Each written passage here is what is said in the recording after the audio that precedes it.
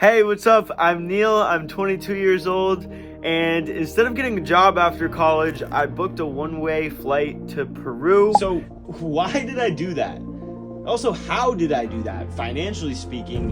And what led me to frantically trying to contact my lawyer in the middle of the Bolivian desert at night, miles away from the nearest place with cell service? There's a few reasons I thought this would be a good idea for something to do after college. First of all, And my dream is to travel the world. I've always had this goal to go to every country in the world. So why reason number one, I'm able to tick off a few more countries by going to South America. It was my first time going to South America. Why reason number two, a few of my buddies wanted to do it with me. They wanted to go traveling to South America too. So we were like, all right, let's go to Peru. I feel like South America is a good place to go travel if you're someone like in a similar circumstance to me, because it's relatively close to the United States. It's like a whole bunch of area that all speak Spanish. I got like a minor in Spanish in college. There's some pretty solid hostels you can get for like $8-9 a night. If you want a private room, maybe $15 a night. This is not traveling, man. We need to get into a hostel with 24 beds stuffed into one room, stacked on top of each other with a single washroom and a clogged toilet. And why reason number three is I am buying a house, and it takes a couple months for a house purchase to close.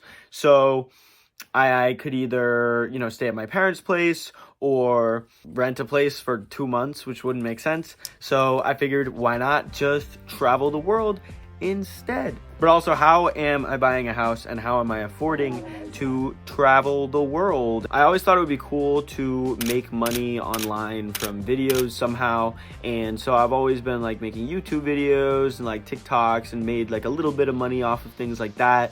But then I figured out that you can actually make a ton of money off of videos by doing what's called UGC. UGC, user-generated content. Basically making videos for companies that they can use as ads and stuff. That's what I have a degree from in college and stuff, is film, so it's like kind of related. Television, radio, and film was my major, and then a minor in entrepreneurship, business, and Spanish language. So then I started making those videos, kind of made a whole business around it. I make videos for social media ads. I run social media accounts. I have a few people working for me. It's pretty fun and expanding quickly. Like, I hit the best month ever by far, like the month before I went traveling, but I figure you're only young once and you should actually enjoy your time. I've still been working while I've been in South America. That's the sick part about working online. I've definitely worked less.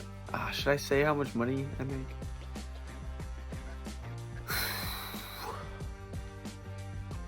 Yeah. Because, all right, yeah, just to be like transparent and stuff, because I like hearing about other people, how much money they actually make from businesses and stuff. So I made, the month before I left, I don't like to talk about this stuff like in person, but I do like to watch videos where people talk about how much money they make and are transparent about that stuff. So yeah, so anyways, the month before I left, I made $14,000, a little over that. Like the month after I left, I probably made like 500. Took me a sec to figure that out, so in a minute I'm gonna go over how much I've made during about a month and a half of digital nomading, working online, and compare that with how much I spent during a month and a half of traveling. And I think it's gonna be very surprising and eye-opening to see whether I spent or made more money. I had an amazing first week with my friends. Just as soon as we got to Lima, where is it? We absolutely loved Peru and South America. We went clubbing in Lima and then in Cusco, which is this beautiful old city that also has awesome clubs and like ancient ruins right in the city. And we went and saw the sunset in Huacachina, which is this oasis in the middle of the desert. It's just incredible what the world looks like. Met so many amazing people. She texts me, she goes, "Your flight's at 2:55 in the morning." And I'm like, "What do you mean?" And it says 2:55. I'm like, "Love you guys. Have a safe trip back." See you, brother. Thank you so much for coming on this trip, and I'll see you soon. But I continued on the trip for another 5 weeks or so. Went to Machu Picchu, checked out these ruins in a town called Pisac, saw some people that live on man-made islands and got this necklace there, then went to the border, and after getting a very expensive visa to Bolivia, crossed the border by foot, went to La Paz. It was sick. It's a very unique and beautiful city with like so much going on. Accidentally got slightly tear gassed as I was grocery shopping because there were some protests going on. Estamos, por favor, si pueden hacer viral. El gobierno nos está silenciando a todos. ¡Cómo nos clasifican, mierdas!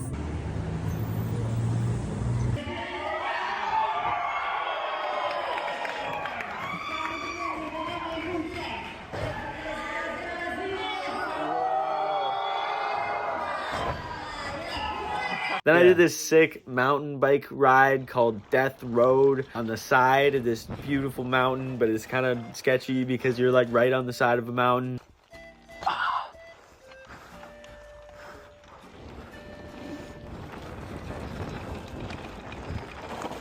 What's up, buddy? How are you doing? But then there were like more protests coming up that were kind of shutting down the city and the state of La Paz. So you wouldn't be able to really drive on the roads. That's the whole thing. They're shutting down the roads. It's like farmers protesting. It's legit. I personally had to get out of there because sometimes protests like this will shut down the city for a month.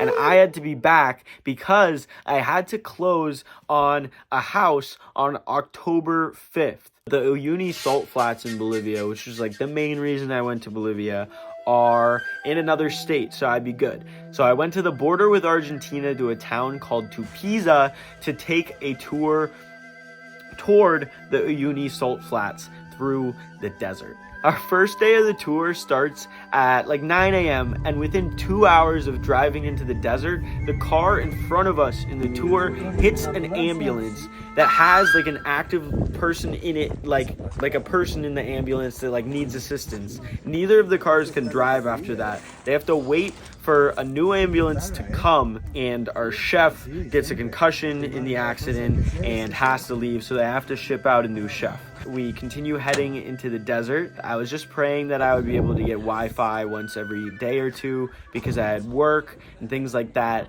But right as I'm heading into like where we're just completely outside of civilization, I get an email from my lawyer that I need to pay for the insurance on my house. I have to pay insurance like a few weeks before my house closes so that I can get the mortgage approved. If I'm gonna be able to get to it by October 5th, I need to do it right now.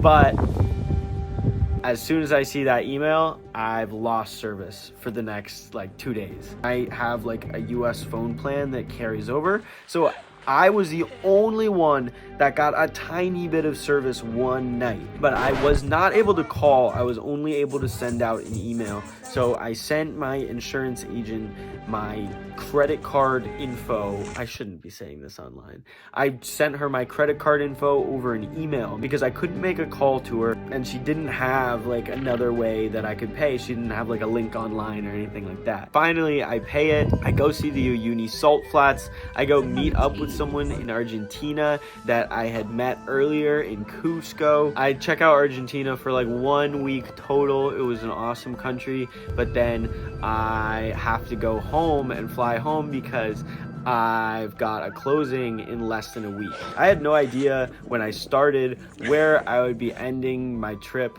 I bought a ticket out of Buenos Aires back to Lima, to Panama, to the United States because it was the cheapest ticket. And finally, I get home.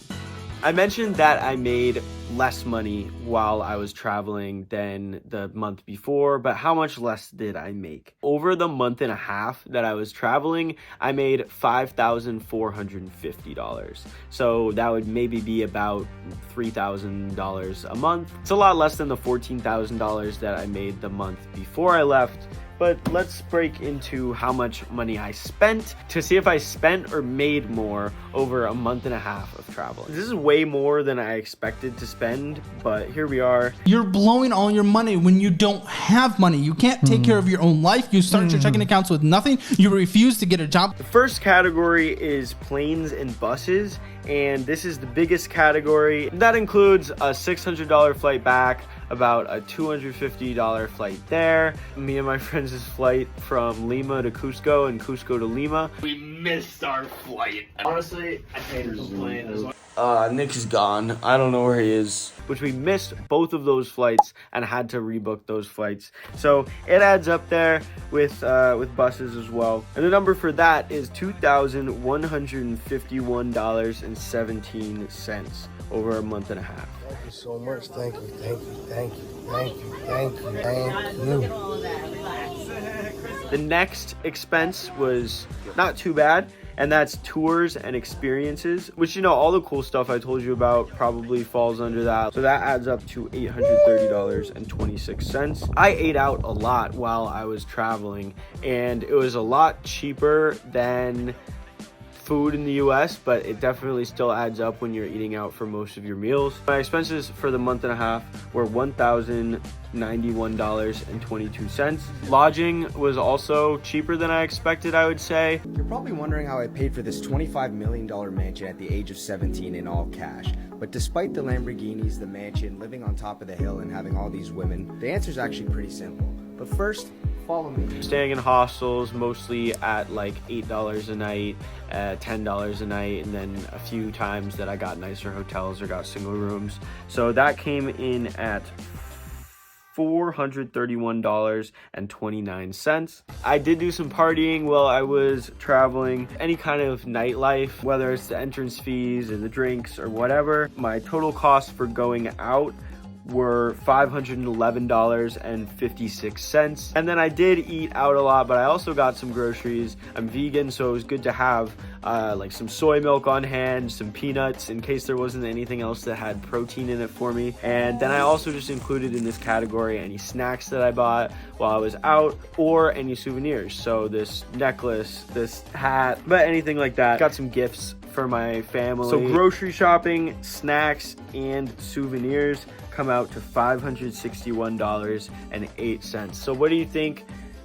Did I go over the budget of how much money I actually made? I'm very surprised that I spent this much money. I feel like I could have done it better. So the total that I spent over a month and a half was $5,576.53. So we are off by like $125 off. So I lost about $125 while on this trip net.